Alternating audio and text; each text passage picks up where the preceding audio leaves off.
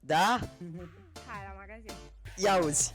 Am văzut-o singură cum stătea și mi-am zis să mă duc să o invit la o cafea. N-aveam cum să o ratez, parcă mă aștepta. Mi-a zâmbit și mi-a spus numai lumea ta. Sexy, ești exact cum îmi place. Corpul tău îmi spune vino încoace. Haide zi, știu că vrei să sărut gurița. Tem elicopterul, destinația Ibiza. Sexy, ești exact cum îmi place. Corpul tău îmi spune vino încoace. Haide zi, știu că vrei să sărut gurița. Tem elicopterul, destinația Ibiza.